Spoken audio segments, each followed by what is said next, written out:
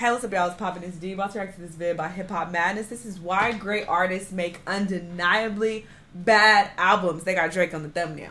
I mean, you can't call anything undeniably bad, though. It's based on the person's personal preference. Like, music is subjective. What I fuck with, you might not fuck with, and vice versa. That's just how it is. People who don't understand that, like, I feel like something is off with their intelligence or something. Like, the fact that you cannot grasp the concept that we're all different is very odd to me. Like, you're like, how do you think this is good? This is terrible. Or how do you... Nigga, because we're different people. Why don't you get that? Like, what aren't you comprehending about that? I'm confused that you confused about some shit that I fucking like or don't like. Nigga, I'm me and you. Like, I don't get it. Anyway, let's see what he got to say, though, about these people making bad albums. Because I do agree. A lot of people that I like, they have not come out with good music lately. I'm agreeing, but let's see what he got to say. And it's giving me a real bad taste about some other things. The track list, without the benefit of the doubt, appears to be utter garbage. That's what it looks like. This is the first time in my life that I feel like the ball is being dropped on Eminem. No matter who you are, it's impossible to knock it out of the park on every occasion. Across authors, directors, and even the most revered painters in history, there's usually one body of work that can be pointed to and held up as a blip in an otherwise stellar career. And unsurprisingly, hip-hop is no different. Whether it's Jay-Z seeming like a shadow of his former self when he returned on 2007's Kingdom Come, Method Man bowing to major label pressure and diluting his vision onto Cow Zero, the prequel, or Nicki Minaj's Queen coming across as anything but the victory lap that it was intended as, culture has a long history of witnessing talented artists fall short of the mark. And depending on who you ask, it's something that Nas has been weathering from the days of Illmatic until very recently when he and Hit Boy found a new formula for vitality. To others, 50 Cent has been languishing in mediocrity ever since The Massacre and has never recaptured the spirit of his glory days. But for some artists, they stray so far from the path. And also, people have the curse of having like a really, really good album. It's usually like their first album is like fire, and then they can't live up to that hype anymore, or live up to how great that initial album was. Like, that definitely was the case with 50 Cent. That was his best piece of work, and he has not replicated that since. Of course, my opinion. That they don't only make a subpar project, but an undeniable flop. And depending on the artist in question, this can come from a creative downturn, personal struggles, or anything in between. So for this video, we're taking a look at 4 occasions when incredible artists produced records that failed to live up to the hype. 6 studio albums and countless mixtapes, playlists, and everything in between into his career. 2 things are for certain about the work of Drake. 1, it'll shift ridiculous, almost unprecedented numbers. And 2, some fans will be left wanting something more from him. On 2021's Certified Lover Boy, the loud but vocal minority that pined for Drake to push himself out of his comfort zone morphed into a larger one than ever before.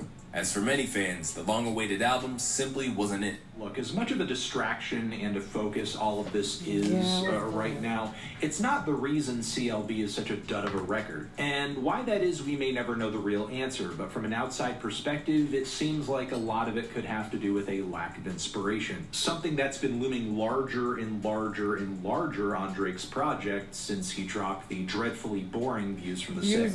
And Certified Lover Boy, I think, is the most punishing of these 90-minute marathons that Drake has been dropping as of late. And that's mostly due to a lack of memorable songs and even memorable performances from Drake himself. Considering that Certified Lover Boy marked the beginning of an era in which he owns his own masters, it would be easy to assume that CLB was nothing more than a cash grab. But even if he is a megastar, Drake is ultimately human, and as such, is as susceptible to pride or a desire to prove haters wrong as the rest of us are. Released at the drop of a hat with no promotion other than an Instagram post that set the world on fire, Drake's next project, Honestly Nevermind, saw him take a leap to abandon his comfort zone altogether. But even though this level of daringness was exactly what Drake's haters had always wanted, he ultimately fumbled when it came to the execution. Just as they did with Certified Lover Boy, the Joe Budden podcast had some reservations about the album. Alright, so I want to talk to you about NordVPN. The key to I don't want to talk about it. Brown areas. But y'all go support. Like what? The next or the they must give you a big bag for that, brother. I saw some of y'all when Marvin's Room came out, headlines, do all that for the game. And this what you do on a couple bad projects to y'all? You fickle I would retire. If I was Dre, I'd retire. He still had people to answer to, music to be made and catered to a certain way. Yeah. This is probably the first time that you're hearing freedom from him. I also think that he has probably heard the talk of he never does anything experimental. So here you go. I'm gonna do a concept album, for lack of a better term. Echoing the sentiments of Fantano, Ice acknowledged that Drake should be commended for taking a risk, but that the end product ultimately left something to be desired. I said, I do have some love for the album, being that when CLB dropped, we said it was him trying to be real safe. It was just a regular Drake album. You didn't really take any risks. With that being said, this is a risky album for him. That's stepping out on a branch there. So I'm giving him props for trying that. That does not mean I have to like it. I wasn't in the demo for this project. While these are all objective and valid takes, the real sign that something had gone awry with this latest album was the fact that even academics, Drake's #1 stan, had his critiques about the rollout and release, saying that the difficulty in categorizing the House album and its omission from the usual playlists has meant that it fell short. Places like Rap Caviar only have one choice of song to put on. He has 13 dance songs, one rap song. This is not a hip-hop. That's my shit. But while Act conceded that the record underperformed, he didn't necessarily believe that it underwhelmed, and that it would have a greater significance for Drizzy's legacy. The reason why I'm calling this a important album from Drake is because I believe that Drake is the greatest artist that has taken the least amount of chances. Kanye takes a chance every album. Every album is so fucking different. When Kanye said that he was gonna stop making secular music and only do gospel, I said, it is a wrap. Kanye continually challenges himself. We all say he's probably one of the only artists that has started off a career 3 for 3, 3 albums, 3 classics. What did he do? He blew the sound up. After graduation, here's 808s and Heartbreaks. Kanye is a line pusher. Kanye changes the sound.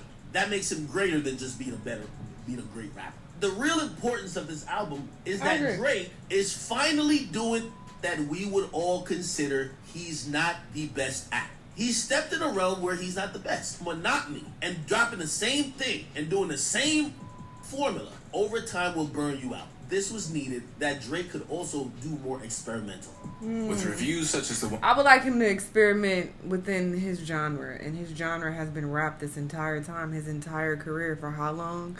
It's just kind of odd for you to just be like, alright, I'm about to jump over here and do house music. Like, nigga, what? What? That's like fucking Beyonce or somebody like, oh, I'm about to jump over here. Well, she did do a couple country songs, right? But still, she ain't do no entire country album, did she?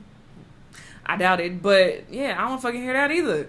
I don't want to hear no entire new genre from you. I don't want to fucking hear it. This is not what I signed up for. This is not the type of artist you've been.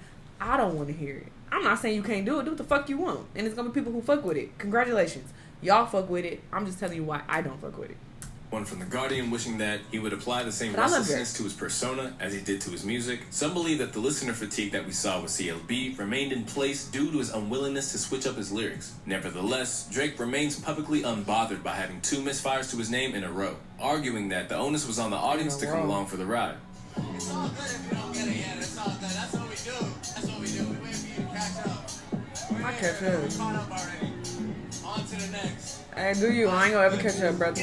Whenever talk turns to Eminem's discography, there's only ever 2 contenders for the worst record that he's ever produced. Either the absurd, accent-filled Relapse, or more commonly, 2018's Revival. A record which, in the eyes of many, combines all the worst things about latter-day Eminem into one collection. Before its release, the campaign for the record got off to a bad start with Untouchable, among M's most overtly political tracks since Mosh or White America. Some listeners felt that M's intentions were skewed by his delivery, while for Joe Budden, his attempt to portray the differences between how white and black people are treated in America was actively offensive. This is one of the worst songs I've ever heard, and it's given me a real bad taste about some other things.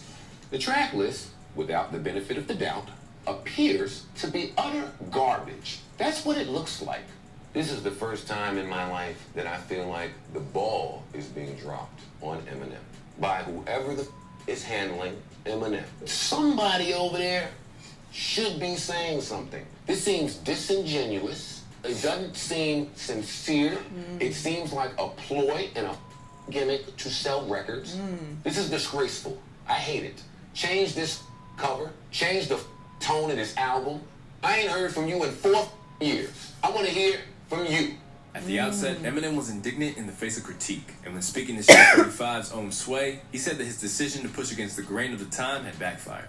Maybe because it doesn't sound like everything else, and what most people are doing. Maybe that was what tainted their ear. I remember a time in hip hop where you had to be so different from the next person or you were trash. There's a shift somewhere that happened that if it doesn't sound like everything else, then it's trash automatically.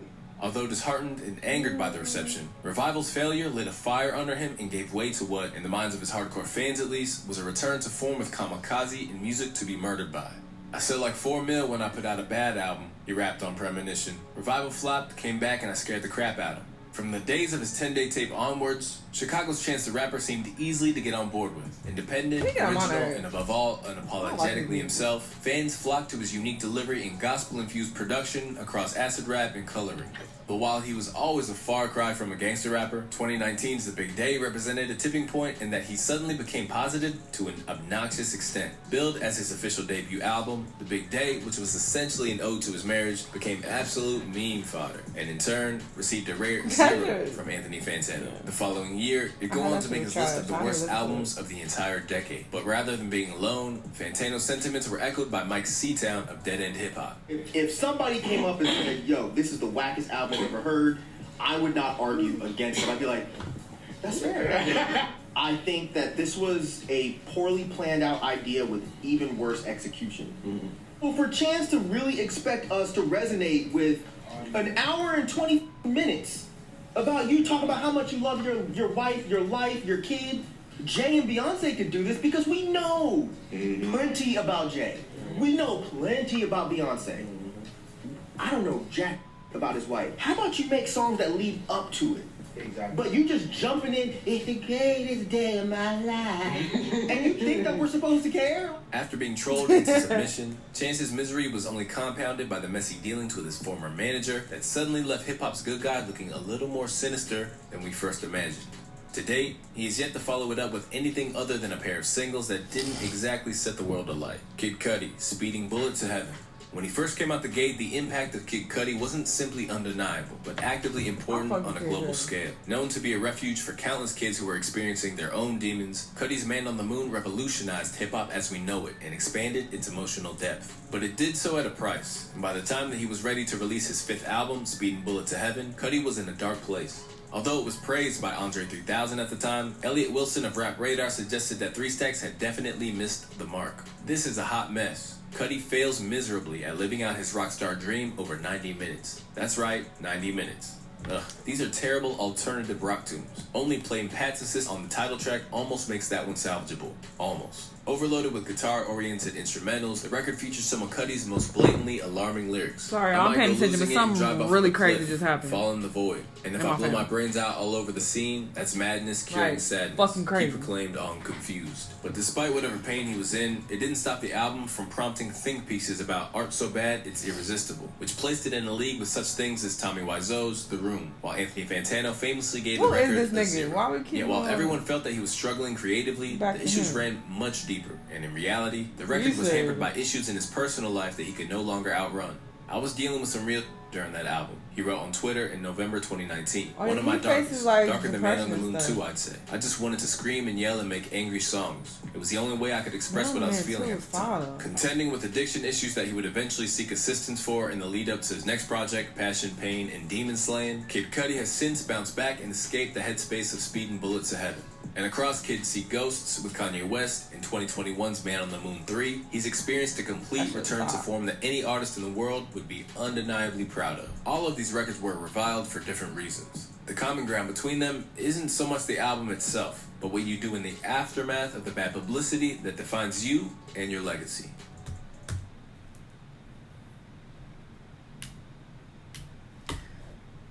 Adobe, get the fuck out of here. Oh my god. No, I ain't trying to install nothing. Leave me alone. I don't know why you even right here, bro. Remove from doc. The fuck? I agree with this though. Wise words, my brother. But yeah, music is very subjective, you know, so some people are gonna love it and others are gonna hate it. But if you're an artist, you do need to take note of what the majority of people are saying, because, you know, of course there are a lot of people who love, this Drake album, but there are a lot more, I feel like, who don't like it, and they're just like, what the fuck is this? I didn't sign up for this. I don't want to hear house music from you, Drake.